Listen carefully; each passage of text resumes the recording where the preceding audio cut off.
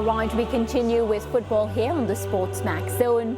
The UEFA Champions League continued today with 6 matches, and SportsMax's feature game saw French champions Paris Saint-Germain hosting debutants Girona at the Parc de France. Well, we have the highlights. Barcola. Great movement again. Lovely play from Paris Saint-Germain, and it's just wide of the goal, and Asensio close to giving them an early lead. Support on the far side coming from Hakimi, and it was a struggle there for Gazzaniga. Vitinha, and just maybe this match is picking up the pace a little here early in the second half.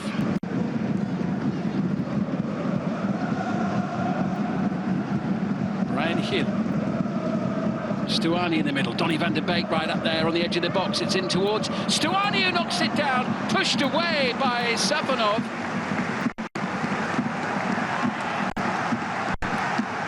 That's a really bright moment there for Girona. Well, we're expecting PSG to come quickly, but it's been Girona really that have... Here's Martin. Just bounces off the boot of Hill. Achraf Hakimi sending it forward. And once more, slamming against the bar this time from Dembele. Closest we've come to a goal. It's that short backlift. It didn't give the keeper really a chance to get set. He struck it really well.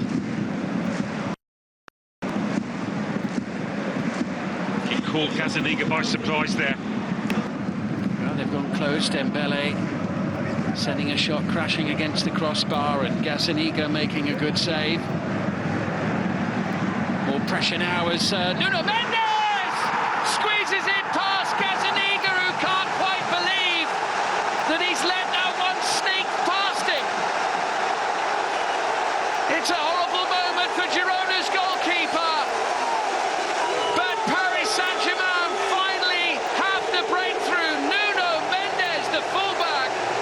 Shot, and to everyone's surprise, it got past Paulo Gazzaniga. Well, you thought this had no chance whatsoever from this angle. What is it? Just a lack of concentration.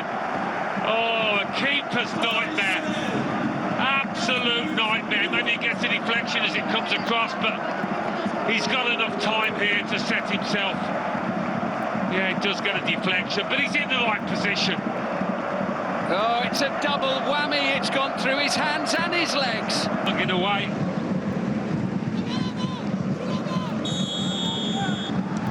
Three points for Paris Saint-Germain, and a heartbreaking end to their first 90 minutes in the Champions League for Michel's Girona side. So close. Of course, Paris Saint-Germain walking away with all 3 points because of that sloppy own goal. Well, 2022-2023 champions, Manchester City, they were also in action on the day as they hosted Italian champions Inter Milan at the Etihad Stadium. Here are the highlights. Intervened. Touch from Thuram, and now Barella. This is Taremi's first opportunity to raid.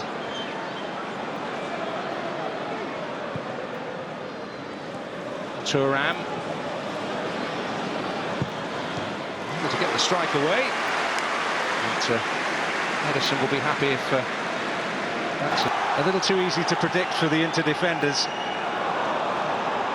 Oh, that's fallen kindly for Grealish, something of a gift. Haaland!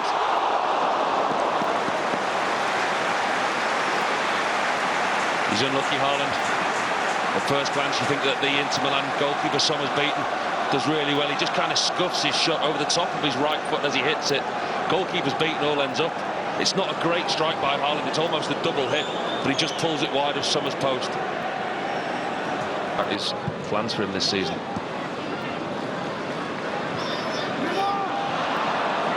Barella. Zielinski, and Thuram coming in. Plugging the gap there. The Inter raids a little more distance between them now, but this is a promising one. Taremi Carlos Augusto up with him. Awkward angle, but he forces Ederson into some work.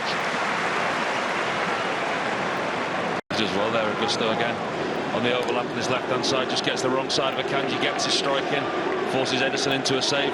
Yet again, it's another Inter Milan break, quick counter-attack. Warm welcome back for him for his brief period away. Rico Lewis, Foden, ordering quite some entrance.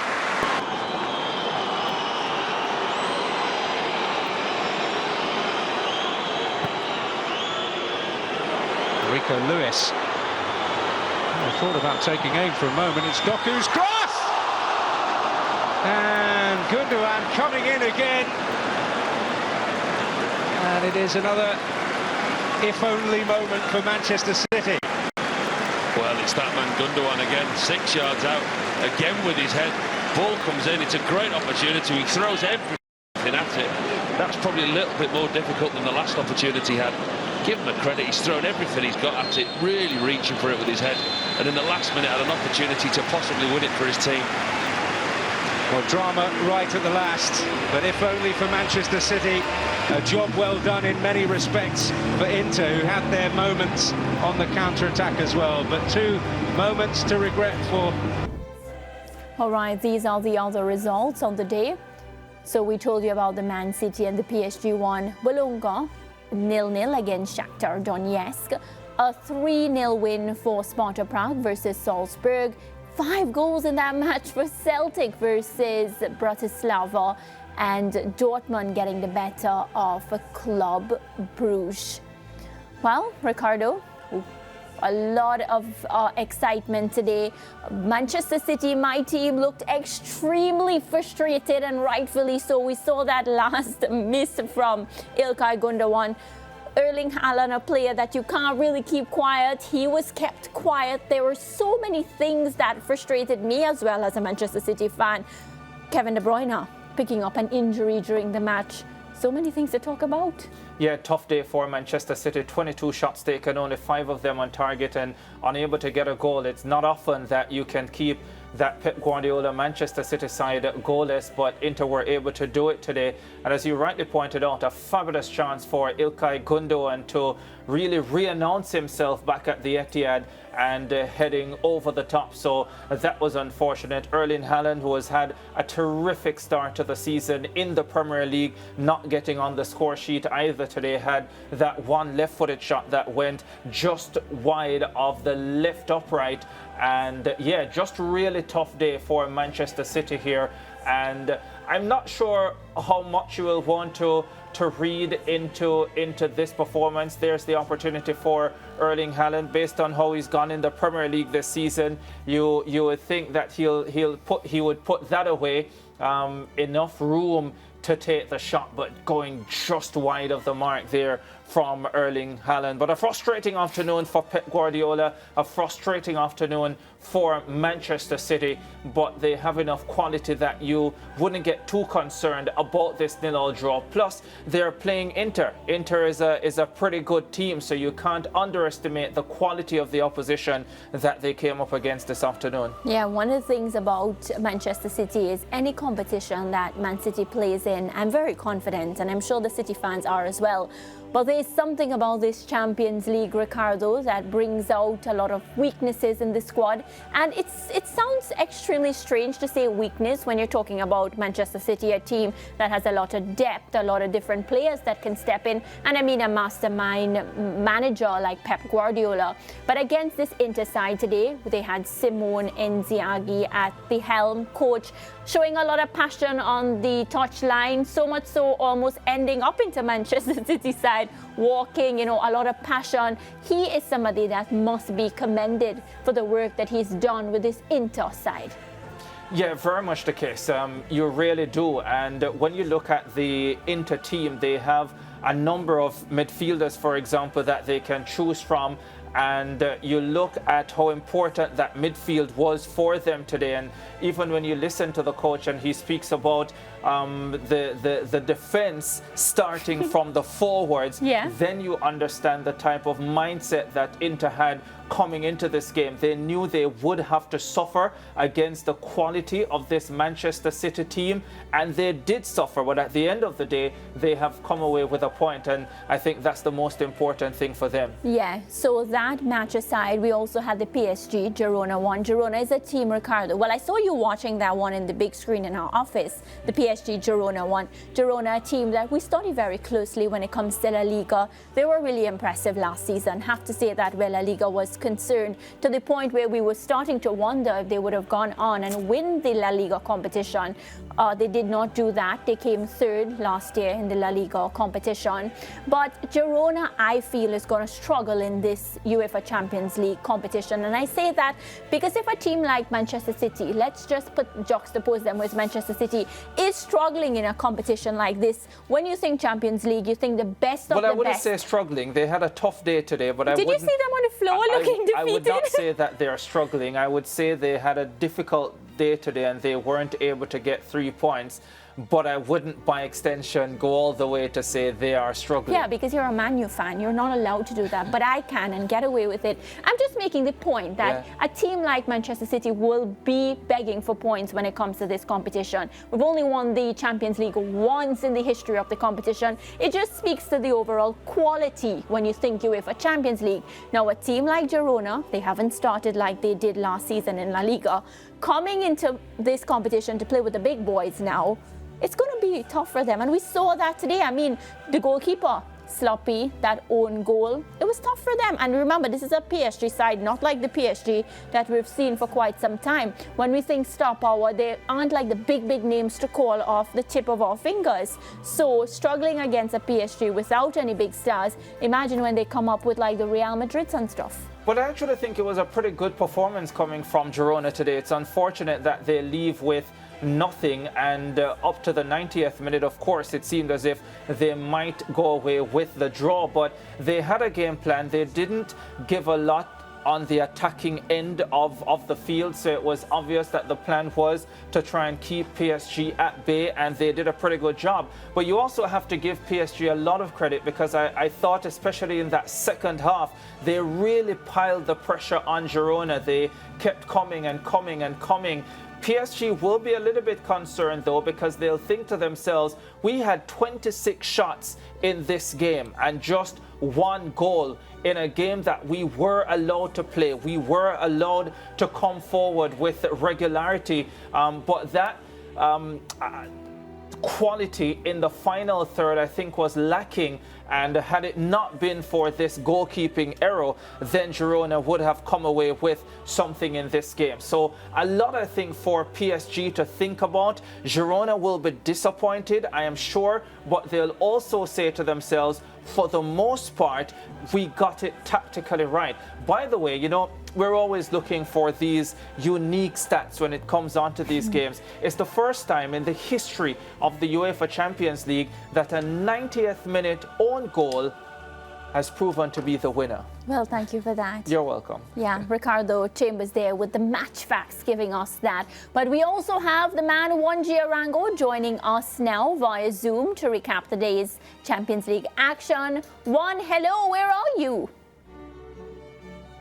I'm here. Where are you? Right here in the beautiful studios here in Jamaica. Well, let's start by talking about a team that was really firing in the La Liga last season, Girona. They came out on the losing end today against a PSG that does not have a Kylian Mbappe. It no longer has a Neymar, you know, those big names. What did you make of that match? Ricardo and I already gave our pieces. I mean, it was to be expected against a team that was structurally well, you know, and I agree with Ricardo that they played a very good match, but you don't get points for playing a good match. You get points for getting a result, and they weren't able to. It's normal in a situation like this, in your maiden voyage, in a tournament like this, to have these types of situations occur. Maybe not the goal itself, but I don't think it was a bad match for Girona. I think it's a good start away from home, coming very close to being able to get points. And it's a building block for the future, I guess. And with this new format, what it does allow you is a bit more margin of error. So to me, it's okay, fine. It is what it is. But in terms of PSG, maybe there's a little bit more precision that needs to be had, and there's maybe some other options that need to be looked at in terms of how to be able to get through a defense like this. Yeah, and of course, you know, Girona will next play Feyenoord, then PSG, they next play Arsenal. You think about the two teams and how far they can go into the competition. First for PSG up against Arsenal for the next match, one. PSG Arsenal. Well, you know what? As of right now, I think they mentioned recently that Martin Odegaard will be out for a few weeks. From what I've heard, it's a very similar ankle injury to Messi's and what had him out for about 7 to 8 weeks, more or less. So we'll see what happens. But it's a team that's been able to come together in a moment of the season where things have been a bit adverse. They were able to win the North London derby the way they did, knowing that there's been players that have been out. So to me, a couple of weeks down the road, it's going to be interesting to see how the pieces that end up getting healthier start to come into play. And again, Arsenal to me defensively are just absolutely outstanding. I mean, really you have to tip your hat off to what Mikel Arteta's been able to do with the absences that he's had to confront so far. Yeah, let's move across now on to the Etihad. Both teams sharing points today. Manchester City up against Inter Miami. Inter Miami looking really impressive, and Inter Milan, and Manchester City looking really frustrated. Yeah, and I mean, Inter Miami plays later, but I don't think they're defensely. I don't know why that's on my mind. Maybe because they're playing later. That's why. I don't know. You're already getting ahead of us here. But in terms of Inter Milan and what they their mind was placed on the Derby de la Madonnina this weekend a lot. Keep in mind, Lautaro Martinez didn't get the start.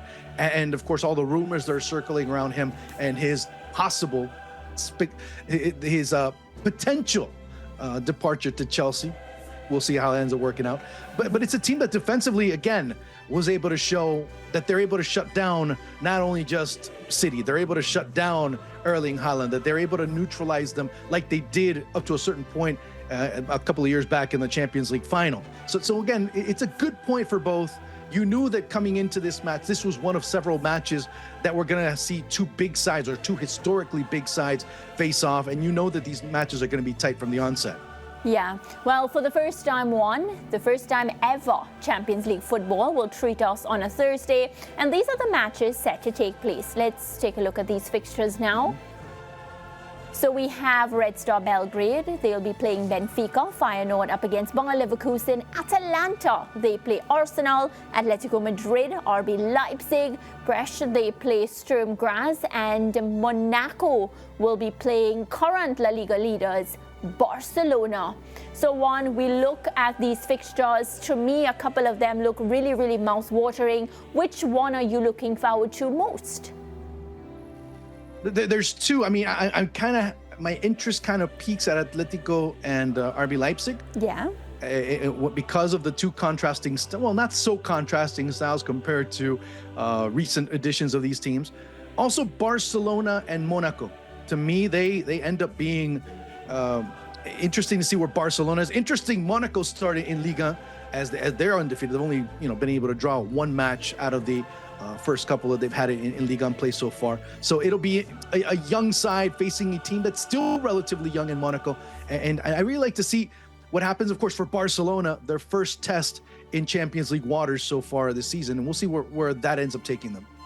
Yeah, and the Arsenal fixture one. Aren't you excited for that one? I'm sure the Arsenal fans will not be very pleased with you. And they shouldn't. I'm kidding. No, it's one of those matches where Atalanta are playing basically just their second match away at home, and for them it's been successful. I mean, they've had a bit of a rocky start. They haven't been able to win away from home, and Arsenal again defensively, that's where the difference is going to be made. And again, against a very good team moving forward, a team that is very possession-oriented, that is very dynamic going forward, that has a lot of pieces collectively that can cause a lot of damage, will be a big challenge for Arsenal over in Bergamo. So to me, I like that. I like that encounter. And maybe it will be one of those historic wins for the reigning Europa League champion. Yeah, looking forward to see how it goes, one. And maybe one day on the show we'll talk a bit about the format, because I'm not sure how I feel about it. So maybe we'll have to discuss it so I can come to some sort of sense about how I really feel. But we'll leave that for another time. Thank you so much as always, and we'll talk again soon. Well, make sure you get that arranged so we can do it, all right? All right, sounds like a plan. All right, cool. Okay, All bye. right, have a good one. Bye. All right, we break, but remember, Champions League action continues on Thursday, and catch SportsMax's feature match, Arsenal away to Atalanta. Break time.